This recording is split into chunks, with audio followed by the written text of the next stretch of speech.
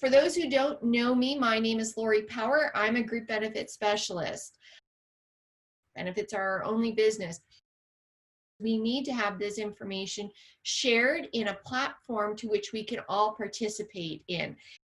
It's no good to have a talking head if we actually aren't listening to the people in the room. The first thing I want to establish, Tara, is that you are not a remote lawyer specializing in that field as a result of the pandemic. Take us through what remote law looked like prior to and now how it's exploded. That's a great question. So, of course, my field has really benefited from the shift to remote work. But first and foremost, I'm an employment lawyer. I was working at a full service firm downtown, and slowly it was just the concept of how the employment landscape applies to remote workers and digital nomads in particular that got me very interested in this field. So as Lori mentioned, it was pre-pandemic. It was about a year, I would say, before the pandemic began. I was actually just sitting at home, saw a documentary from The Economist on a digital nomad couple, and immediately called up my partner and said, we got to be just like them. They're living in Australia one month and Bali another month, et cetera. And of course, then the lawyer hat came on, and I thought, well, okay, how do the employment laws affect a worker that is outside of the jurisdiction of the employer? How does a end user to a contract with the employee as opposed to the employer affect which jurisdiction governs a potential breach? And from there, I started really looking into how the employment landscape changes with digital nomads, and an extension of that was remote work. So I'm really excited that we're getting into it today because, as Lori mentioned, there are a lot of not necessarily issues, but adaptations that need to be made from a legal perspective when you've got a worker working from home. And, COVID-19 has really set the stage for, or at least put it at the forefront as to how the legal landscape needs to adopt and adapt to these changes. But that's how I got involved. And as COVID-19 kind of came along, I was already set with remote work employment agreements, independent contractor agreements, and with advising mostly employers as well as employees on how their legal rights and obligations are affected or need to be implemented in the remote work scenario.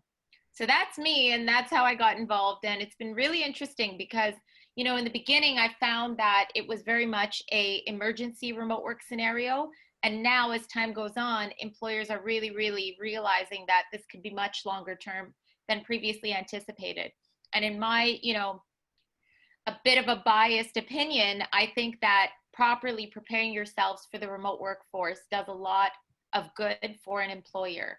Whether it's offloading a lot of the costs associated with maintaining a physical office space or accessing a much wider talent pool because you can now hire from different jurisdictions. So for me, I truly believe that, remote work is the future, and that was really the perspective pre-COVID. And now as we continue to go on, hopefully more employers are starting to feel the same. I mean, I think the rough stats show that, we've gone from what used to be maybe a 5% remote workforce to, more than 20%. And, we've got employers in the room here who know that they have employees who just simply, whether they're willing to have them back on premise, those employees want to continue to work remotely. The logistics is an endless list. So let's start first with what is the number one if an employer is going to continue. So perhaps let's set the stage to say an employer didn't plan to have a remote workforce. Okay, now it's seeming to work with their pivot. So they're going to move forward with a remote workforce. What's their number one consideration? Let's start there. So the number one, absolutely, if you've got already a hired workforce that you now want to make distributed or flexible or remote, the remote work policy. It would be bordering bad faith if you were to try to amend the employment agreement now without proper consideration. Of course, the remote work option being consideration, but I would say, in order to avoid constructive dismissal claims or anything like that, severance disputes, what you should be doing is at least implementing a unilateral remote work policy We have them. They're very, very standard. They also give the option, and this is where I think a lot of employers haven't turned their mind to, but our policy gives the option to the employer of recalling the employee at their will. So from a constructive dismissal standpoint, if you've now allowed them to work remotely for several months and you introduce this remote work policy, you can avoid a situation where you recall them to work and they now state that, you know, it would constitute a constructive dismissal because they've been working remotely for however many months. So the remote work policy is key from that perspective. Also, turning your mind to all of the health and safety obligations that change when an employee is working from home. So we have a very good health and safety checklist that we distribute to our employers to distribute to their employees. And it, quite frankly, saves the employer from potential liability when there is a trip and fall or a short-term disability claim that could arise from remote work. So the best example is, you know, now a lot of kids are at home. If there is a toy on the floor and the employee trips and falls, they could potentially be making a claim for short-term disability or what have you. And the way that you avoid that is in our health and safety checklist. We actually put the onus on the employee to check off on the safety of the space, which includes that it is free and clear of trip hazards. It's away from stoves. Going back to what Lori had said about confidentiality, who has access to the space? Are there lockable doors and windows? You know, is the client's information protected? What are the security features that are in place? And so all of these things, you know, if you were an employer, you should have the employee essentially checking off on an ergonomic assessment of the area, you know, taking photos of the workspace, because in the event that there is that trip and fall, or there is a breach of client confidentiality, or the employee's workstation, you know, caused back issues because they didn't have a proper ergonomic assessment, you as the employer can say, well, hey, listen, you had said that all of these things were in order. We really don't believe that we should be paying out this claim. We really don't believe that it's time for short-term disability, et cetera, et cetera. So the How is remote that going to be enforceable, though? That's my Yeah, first question, is how will that be enforceable? Bob, go ahead. yeah. I would think, I was just listening to that, I think, yeah, that's good stuff. But I'd like to be the lawyer that's in court fighting this, because man, that opens up a real can of worms. It's out of privacy and all that kind of stuff. Wow, that's quite interesting stuff, Tara. I like that, but I'm Yeah, I not mean, sure that. so if you were the lawyer on the other side, of course, you would make the argument that, you know, I think really the only argument in the COVID-19 scenario is that this, like I said, was an emergency situation. But you as an employer have an obligation to protect your client's information. And by extension, the employee who is at home has an obligation to protect the client's information. So putting some onus on the employee, I think, is appropriate and well-founded. And then from the health and safety perspective, I mean, it's much like any disability claim. If there is an accommodation to be made, it is of course on the employer to accommodate the employee, but further than that, it is on the employee to mention that there is an accommodation that is required. And that's what that health and safety checklist does, is if the employee has an issue, they can definitely check off, well, no, you know, my workspace is not ergonomically sound. It's not to say that they're absolutely going to say, yeah, everything is absolutely perfect in the workspace, and then later on, you know, you'll find liability on their part. But this is some of the safeguards that you can put in place that protects both the employee and the employer. And of course, you know, the caveat, and the one thing that I'm sure we'll get into, the only real major issue right now with the COVID-19 scenario is the children being at home. That really, you know, at least in Ontario, childcare obligations amount to discrimination based on family status. So one of the only ways that employers right now can be prevented from recalling employees who are working at home, you know, public transit not being an issue. So a lot of employees have made the argument that, well, I got to take public transit to come into work, so I don't feel comfortable, I don't feel safe. The courts still have to rule on all of these issues, but the general consensus amongst employment lawyers has been that that's not a valid excuse to continue working from home or not come back to work. The only valid excuse is really childcare obligations. And if an employer refuses those childcare obligations or chooses not to accommodate the employee, that generally has been discrimination based on family status under the Human Rights Code, and accommodation requirements are required to be met. And so, you know, that's really, I would say, the only one where you got to be a little bit careful. And so the trip hazards, you know, when we were doing remote work setups pre-COVID, of course, the trip hazards, you know, it made complete sense. But right now you've got kids at home that weren't necessarily going to be at home. So that, you know, is one argument that the employee's lawyer would make, for example. But on the client confidentiality, I mean, you've always got employees signing non-disclosure agreements. You know, there's typically confidentiality clauses in employment agreements anyways. Further than that, if you really, really wanted to take it a step further, what you would need to be considering, you know, aside from, hey, who has access to the space, is thinking about, and I believe, Lori, we will get into this, the equipment that the employee is using to do their work. So, you know, you should be using a VPN, you know, speak to your IT guys and make sure that the client confidentiality is protected from that perspective. I'll get to you in just one moment, Murray. Tim, I want you to ask your question first on the cybersecurity and who owns the devices and really who has access to it. Yeah, Terry, you just kind of touched on that, but I'm curious to know how the liability would be determined in the event of a data loss that's from a device that's owned or operated either by the employee or the employer, especially considering how most of these networks are integrated into, let's say, smart homes. So if there's an additional loss of data through there, how would liability be determined, and what might be like the potential like course of action or any subsequent action taken? So it's a convoluted question, and I would say probably the best way to address it is, you know, as a lawyer, we get very creative, right? So there's so many factors. In terms of a data loss, is it, you know, do you go after the security provider? Do you go after the internet provider? Do you go after the home insurance? Do you go after the employer's insurance?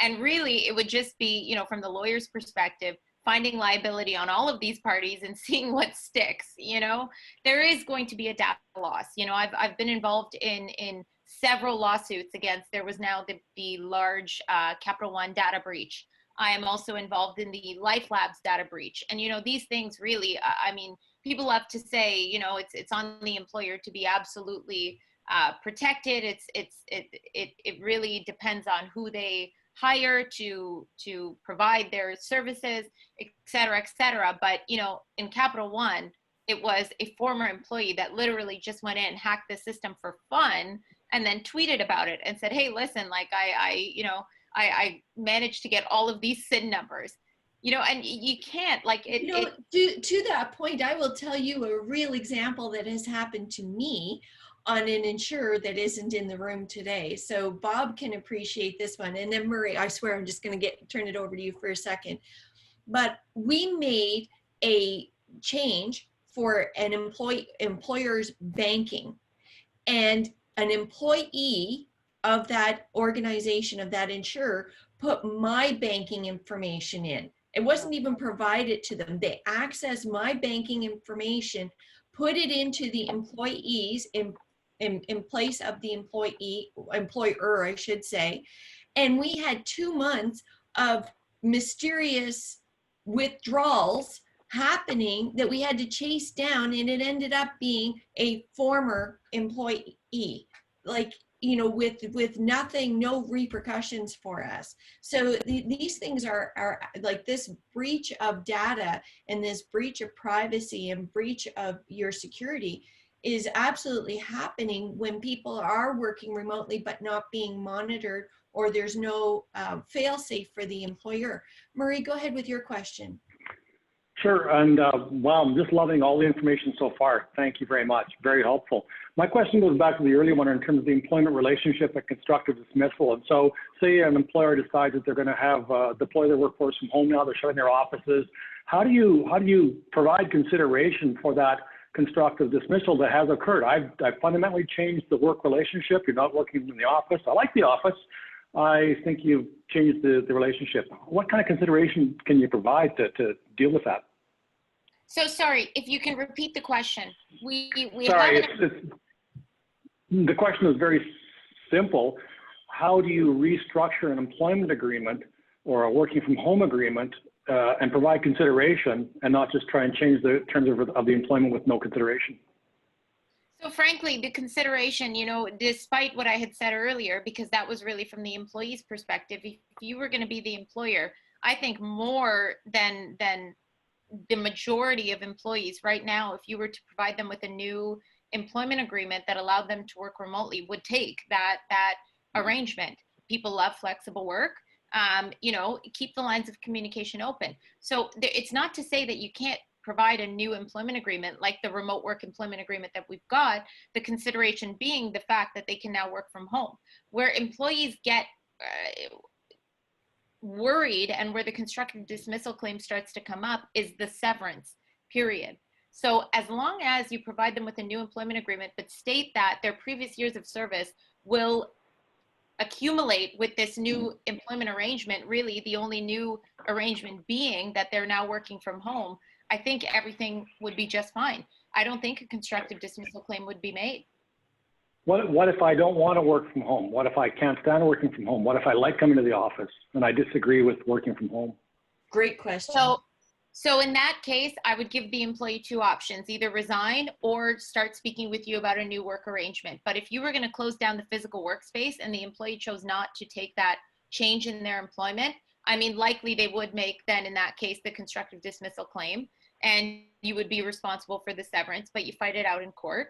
And then if the employee really didn't want to come, you know, ask them to resign. So this is something that somewhere where we're going to get, I think, with Lori when we're talking about the CERB and EI. So, you know, previously, and Lori, I'll let you take it there. But no, Murray, that's an excellent question. So, you know, just to kind of stand back and put it all down, you've got an employee that now is working from home, and you as the employer want to ask them to continue working from home. I mean, in a typical business scenario, when mergers and acquisitions happen or companies are bought or the physical workspace changes or there's downsizing, that's the crossroads you come to. You know, is it, do you want to resign or do we need to terminate you? And if you need to terminate, I mean, my general advice to the employer is always pay the termination pay and move on, get them to sign a release, and that's it. Or fight it out in court because they will likely come after you for constructive dismissal. But, you know, things happen. Workplaces change like that all the time. And so it's not to say, you know, I don't want to give the answer that, of course, you know, they have to say yes or they got to walk away. No, I really do agree with you. I think the constructive dismissal claim will be made, and I think it can be made in that situation. Thank you. That's very helpful. I appreciate it. Thank you. Very helpful. There are situations, you know, that come to me all the time where I represent employees and there's what's called the restructuring of the organization. As a result, your position is eliminated. Employers, as I'm sure you all know, often use that excuse to let an employee go. But when they make that excuse, they always pay their termination pay. So, you know, we usually end up just negotiating the severance package, but I don't want to be, you know, dishonest and say there is a way to avoid the termination pay in that situation. I truly believe if it came to that crossroads, you would be on the hook for the termination pay. Tammy, you had a question about utilizing templates, and I know Tara will answer this. And you know, the problem with templates, as Murray and I have talked about many times, is the changing policies, right? So is the template still applicable? Why don't you go ahead and ask your question, Tammy? Yeah, I was just curious if there are any templates available as a guideline to put in place, you know, the privacy procedures or your liability waivers, where I might find something like that. I mean, I have the templates, but of course we charge for these. They're all applicable because you put in the governing law. So whatever province or state is going to govern the employment relationship, that's usually the easiest way in the event that there's a dispute or to have it legal in your jurisdiction. Aside from the templates, I have done tons of YouTube videos. One of them was for running remote, where I quite literally walked through all of the check marks that you need to be sure is the information that should be included in an employment agreement or a remote work policy or an independent contractor agreement. There's about a 1-hour discussion that I did for running remote, if you just Google it. And quite literally, I gave you your checklist of what should be included in the remote work policy, the employment agreement. So, you know, if you had employment agreements that were already in existence, just listen to that video and I'm sure it will give you ideas of what to include. I'm happy to go over any of them. And actually, I'll plug this in before I forget. If you cruise my website, and Lori, I know we're going to get to this on EI and CERB, I have created, as time has gone on and all of the legislation has changed, very digestible charts on the federal benefits that are available to employees and employers, when those federal benefits kick in, who they apply to, and where you can find more information, and obviously what they consist of. So, you know, the CERB, the transitions to EI, if you go a little bit further back, I had on the CEBA and all of the federal benefits available to employers as well. So those charts are on the website, but you can find these resources all over. So just so that you all know that that is available. And then I just actually want to go back to one small thing when we were speaking about client confidentiality. So, you know, as Lori mentioned, these things happen all the time. A good example is this morning, my process server company was actually emailing me, and they had emailed me a couple times, and I'm on vacation. So, you know, I saw that there was some issue with a claim. The amended statement of claim couldn't be filed. The registrar noted this, et cetera, et cetera. I'm going through and I'm looking at this claim and I'm like, well, this isn't even my lawsuit. I don't even know what this is. And it's not the first time. This is the second time that this has happened. And I scroll down and it's a Tara from a different firm. And so she kept following up with me. So there's so many issues. I mean, first of all, the fact that now this lawyer has no idea that there's these issues with filing for the last God knows how many days. But second of all, from a privacy perspective, you know, there are these inadvertent errors. So you need to remember that the court really considers inadvertence versus, you know, blatant negligence. So when you're thinking about confidentiality and data loss and data breaches, all of these factors apply, and it still remains to be seen how the courts will deal with COVID-19 scenarios. We're going to get to Eva's question in just a moment. Take us through, because the timeline we were specific on when we were picking you to come in, knowing that there were these massive changes happening in September. So take us through what employers need to know when it comes to this remote work and the changes now to EI and the CERB. Absolutely. So when we spoke last, you know, and at the 11th hour, the Ontario government has loved to do this lately, but the Employment Standards Act changed. It was in May, but it was applied retroactively to essentially allow for indefinite temporary layoffs. So as you all know, you know, there's a 13-week period where an employee can be temporarily laid off before it turns into a termination and you have to pay termination pay. Or if they are paid benefits throughout the layoff period, it can go up to 35 weeks. The Ontario government stepped in and said until September 4th, 2020, employees can be laid off or have their work hours reduced and wages reduced without having the ability to make a constructive dismissal claim. This gave employers a lot of certainty and permission to lay off employees for an extended period of time. September 4th was essentially the deadline, so last Friday, when those changes would reverse, and employees could then make constructive dismissal claims or seek their termination. Of course, you know, September 3rd at 11 p.m. in the evening, the Ontario government releases the amendments to the legislation. That period has now extended, believe it or not, to January 1st, 2021, meaning that employees who were temporarily laid off as early as March can now continue to be temporarily laid off. And this applies, as I've mentioned, to reduced wages and work hours, and really any other fundamental changes that occurred, including, as Murray, you've discussed, transitions to remote work.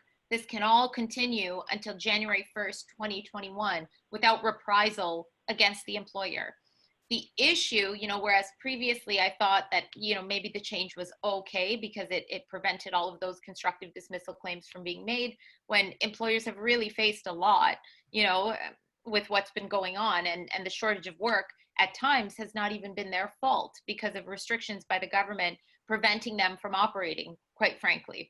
Now, the issue that I see with really this extension is, as an employee, you quite literally cannot begin looking for alternate employment, because should you find a new job, you would effectively be resigning from your previous position, and then you are no longer entitled to termination or severance pay.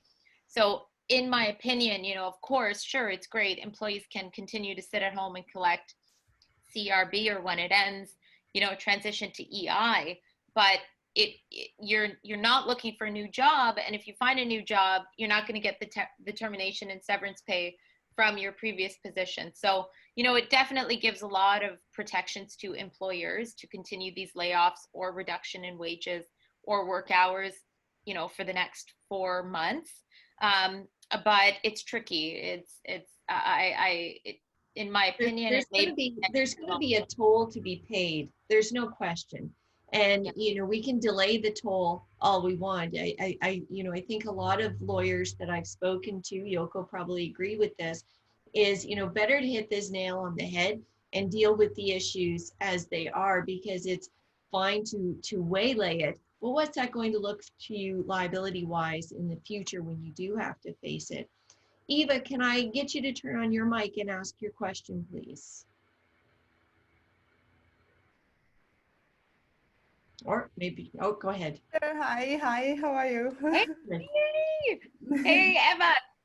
Guys, this is my very good friend. We actually studied, believe it or not, together in Greece in 2012. Well, that's a good place to study. We don't want to hear about that now that we can't travel. Jeez. And live virtually, so I could set up a background as palms from Maldives or whatever. Anyways, back to my question. So I'm currently based in the United States, and I'll be establishing a company. It will be LLC or S corp. So my question was, I intend to hire a freelancer or the regular employee. So my question is if there are any differences between both positions when it comes to legal steps, and what should I consider if the candidates will be from abroad? Absolutely. So first of all, my first piece of advice is, if they are going to be from abroad and outside of the jurisdiction that you're in, you should be hiring them as independent contractors. It becomes very, very tricky when you hire employees from abroad. It can be done, and I've assisted a lot of employers with doing it, but you have to then consider, how they will be taxed, where they will be taxed, where they'll be registered as employees, how the employment laws affect them in the jurisdiction that they're in, and it becomes tricky. So if they were going to be outside of your jurisdiction, I would say hire them as an independent contractor. And, when you're considering independent contractor versus employee, you really need to think about, and in Canada, we have the certain factors that differentiate an employee versus an independent contractor. The absolute best example is Uber Canada, where they got completely annihilated in the courts because for a very long time, all of their drivers were independent contractors. But the way, and I'm sure it's the same in the US, the way that it works is it really doesn't matter what the language is at the top of your agreement. If it says independent contractor, if it says freelancer, nobody cares, and the courts don't care. It's what do you meet these factors that differentiate an employee from an independent contractor.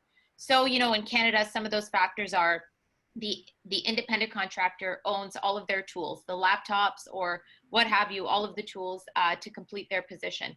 They create all of their work hours. They create, their payment schedule. They pay their own taxes. They pay for their own insurance. Versus an employee who kind of receives all of those benefits and advantages from the employer. So in Uber, they found that, when you were on the weighing scale, all of the factors pointed towards the direction of employee, and Uber, was on the hook for a lot of employer obligations for however many years they were operating on the premise that their workers were independent contractors. So you'd have to look at what the law in the state says in separating these two types of individuals. And then my general advice is, if you're going to hire outside of the jurisdiction, really think about hiring as freelancer or independent contractor. But like I said, make sure that they meet those factors of independent contractor. Let's move. Where I told you it was going to be a fast 30 minutes, and we started early. Let's touch on. Tim had an additional question with regards to general insurance. So we have people who are. Let's establish now that we have people working remotely. We've done the ergonomics. We've made the assumption, Jesse will laugh at this, that the IT security is all up and running in the way it should be. Now, what does the general insurance liability look like? What do we have to be a factor? If I didn't hit that question correctly, Tim, just raise your hand and I'll get you to ask it. Oh, he raised his hands. I didn't ask it right. Go ahead, Tim. No, I'm curious to know that as well, but I just wanted to touch on the cybersecurity thing as well, because I went through a review of my own policies that I had for E&O and found out that the data loss portion of my E&O coverage was severely insufficient, and it was actually provided through a national provider. So I'm curious to know if you could, like, because working from home and working remotely and being an independent contractors are becoming more prevalent, like, is this perhaps like a huge tripping hazard for employers and their blanketed insurance policies that handle cybersecurity loss? So I've just put in a name over there. This is Arian Ibrahimi. He's the co-founder of Case Insurance. I know him very, very well. We're very good friends, and they have a cybersecurity extension that has assisted a lot. They do strictly business insurance, and it's assisted a lot of employers throughout the pandemic with cybersecurity issues. So, in terms of a general insurance policy, it really depends on your insurance provider. It is difficult to say, how the insurance policy would apply to a specific breach, and then you're dealing with either the employee's home and contents insurance, and does it, cover the tools that are within their home while they're working remotely, or does your policy address those issues? I would be speaking directly to your insurance provider or looking to change your insurance. In terms of what the courts have said, all of this, probably the easiest parallel is right now, I'm sure you've all heard there's a lot of issues with insurance claims that are being made, for business loss, business interruption, and all of that because of COVID-19. Well, the insurance companies are all saying that this is an unforeseen circumstance, therefore the business interruption claims cannot be made and the policy does not apply. So it's really, as I mentioned earlier when I was speaking about cybersecurity and how you can kind of protect yourself, it remains to be seen how the courts would address it. Hire a good lawyer, and your lawyer would come in and say, well, absolutely, this insurance policy should cover this. And, another good example is a lot of the travel insurance claims that have been denied. Travel insurance companies have been doing the same thing. TD's under a huge class action right now because it denied all of the travel insurance claims, saying COVID-19 was unpredicted. Well, of course, the travelers are making the argument that absolutely not. Like this comes within the purview of the insurance policy. So there's no right or wrong answer. It's really going to be, it's going to be much like any litigation. You're going to go head to head, but I would say number one, don't just agree with what the insurance company says. Challenge it. It is really worth challenging. And in terms of cybersecurity and who covers any sort of data breach, whether it's the employer or the employee, and whose policy does it fall under, for that, you'd have to speak directly with your provider. But, speak with Arian. He's fantastic. He's really, really good. And from the onset of this pandemic, his company was all over cybersecurity insurance. So they're very good, and they deal directly with COVID-19 claims. What, with regards to the temporary layoffs, have you heard from other provinces on whether they're following Ontario's lead on that? Brenda had a question on that temporary layoff. So they may, I'm in BC right now, and BC kind of took its time when the temporary layoffs were extended the first time, but eventually they did follow suit. It depends, right? We haven't heard anything from other provinces. So far, it's been Ontario has really done that major extension. I think BC is back to normal as far as it goes for temporary layoffs. But again, you know, most employment lawyers do free consultations. I would literally just Google an employment lawyer and figure out what's going on. I'm fairly Or certain that Alberta hasn't followed suit, because I saw a number of items on LinkedIn this morning, almost advertising that if you feel you have been constructively dismissed, give us a call. So Yeah. it's almost turning into like the accident injury lawyers, like, okay, we can help. big time. You know, Jesse makes a good point here that, you know, cyber liability and cyber crime with regards to risk and coverage for most businesses are completely different. Did you have any specific questions with regards to the cyber side of things, Jesse, and people working remotely that you wanted to bring up?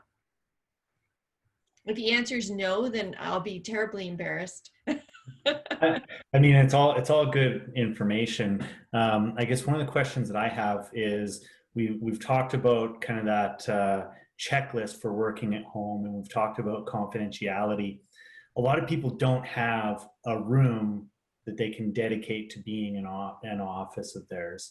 So I guess my question is, how do you balance that to accommodate the working from home for, you know, the childcare and that kind of stuff, but also acknowledging that, you know, maybe they don't have the level of, you know, confidentiality that they would have if they were in your office? So, you know, as I mentioned, COVID-19 is its own animal. Like typically this isn't the way that things would go. And a lot of people can't meet a lot of their confidentiality obligations in this, you know, kind of emergency makeshift scenario. But, you know, it in terms of like the first thing that came to mind, and this is just about being creative, co-working spaces are, you know, amassed right now. They are everywhere. And one thing that I always encourage employers to do is, you know, with all of the cost savings that you're receiving with eliminating or eradicating the physical office space, is giving an allowance to a co-working space to your employee. Now, of course, then you're dealing with confidentiality from the VPN perspective, but if they really needed a space to work, these co-working spaces are absolutely phenomenal. You know, you sign a membership agreement with them. There's tons of different companies that offer them, and it gives them that, you know, space to work without all of these distractions and without all of these people coming in and giving you some of those concerns or worries that you've mentioned. But, you know, from a COVID-19 scenario, it's like I said, the courts, I think, will have a very lax perspective on this. And I don't think there's any expectation on employees to, you know, absolutely have a wonderful office to work from. But if they were going to do this, you know, in a long-term scenario, and they didn't have the physical capability that you need them to have, I would really say to consider a co-working membership agreement or a co-working office space. Well, we're to time. I do try to keep it to definitely to an end at noon, because everybody's hungry and you want to have your lunch, depending on your time zone, of course. Maybe you had lunch prior to coming in, or you have it coming up like we do. So thank you so much for everybody coming out. The information was great. Connect with somebody, make that commitment, keep that commitment, and have a virtual coffee with somebody that you've just met today in the room. That's your warm introduction, right? Get out there and see people virtually, however you need to do it. Time zones don't matter. Geography doesn't matter. We could all go and go to Greece now. See, that's what I'm going to do. But we can't have a coffee. We'll have to have something a little bit more creative on that end. But of course, bring your own. If you liked what you see, I hope that you'll come back. Next week, we're doing a language shift. Everything we do now is written down. And how are we communicating via our fingers? Are we getting the messages out that we want to get out? So if you like that, have a look on our Eventbrite, and I'd like to see you back. And until then, it's my virtual handshake to you. So until next time.